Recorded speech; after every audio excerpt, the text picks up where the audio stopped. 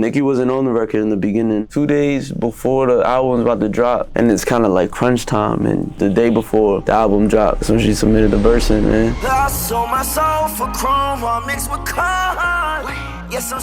Basically how I got into music, you know, I was always around it growing up. My mom and dad did music themselves, and my first beat I thought was the one, you know what I'm saying? Like, this is gonna take me out the hood, this is gonna take me out the hood.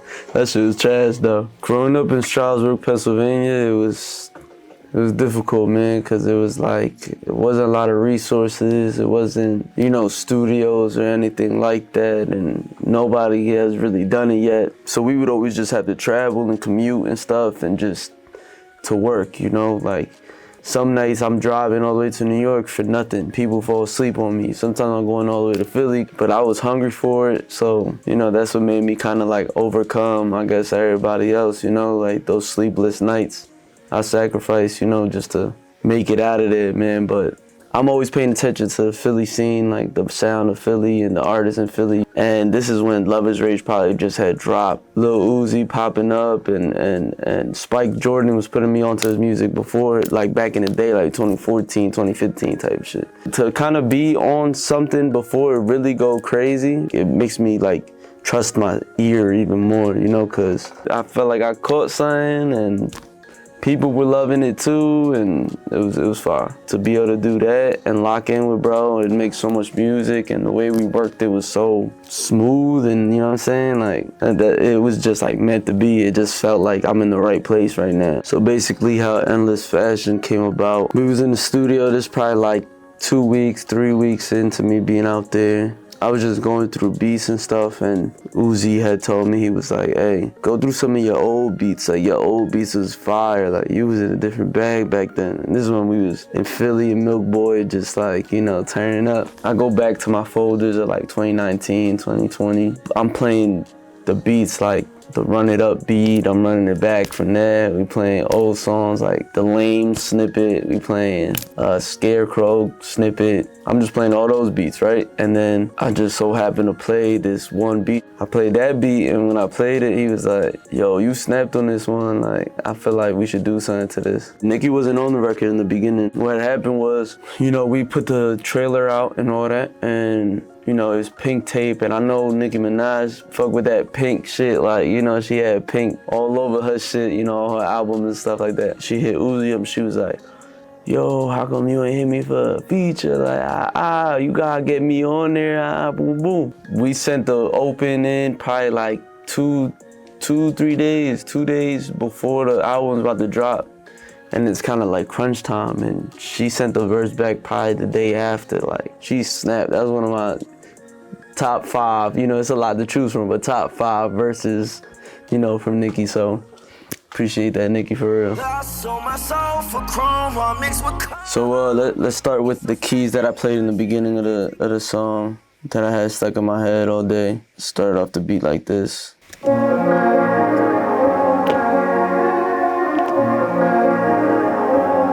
After that, the next sound I had was basically kind of the same melody. I just switched it up, a different sound. I also added this texture right here that just added like a little character to the little keys that I was playing. I had a little rise. I had a few little effects that hit before that part came in. So one is a little effect that's from BWB Kit. And before it comes in, a little swoosh. Right here, I did some pianos, but I rendered them.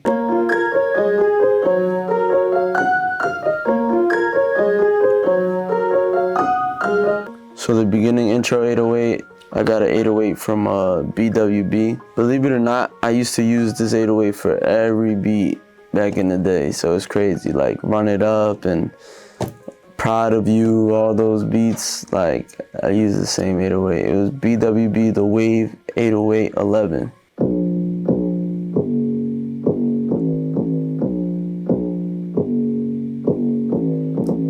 And that's the intro.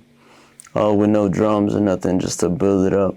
The second 808s, it goes, I had little cuts and stuff just to add, like, I don't know, sauce. I like to envision lyrics already on the beat and stuff like that, so.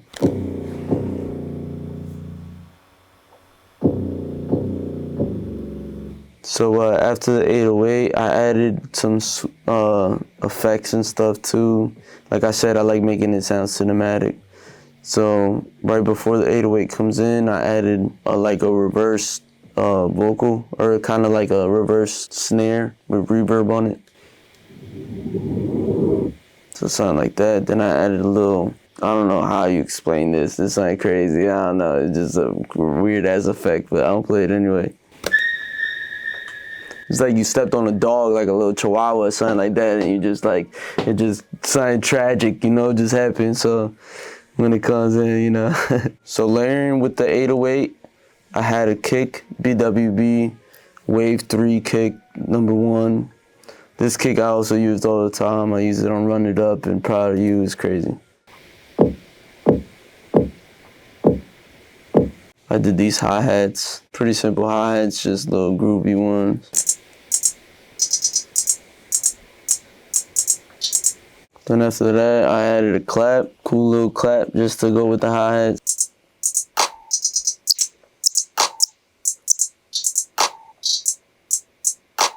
After that, I added like a counter snare, just to keep the bounce going and making it weird, you know. I like being outside the box, so.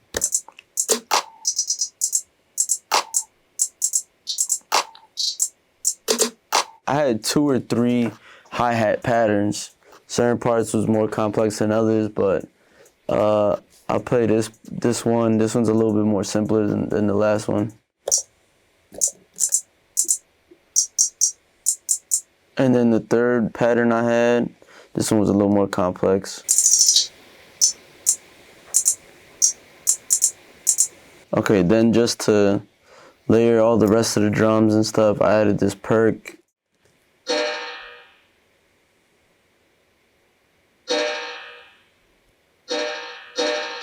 I had an 808 that got a little bit more complex just to speed it up, speed up the beat and stuff like that, so I'll play you that.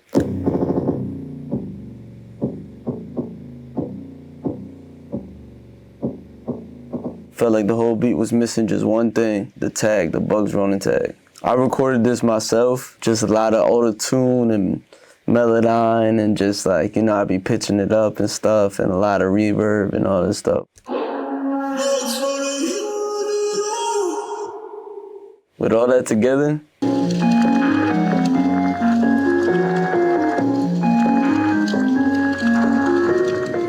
sold my soul for chrome, all mixed with corn. Yes, I'm splashing in fashion, I can't take no loss.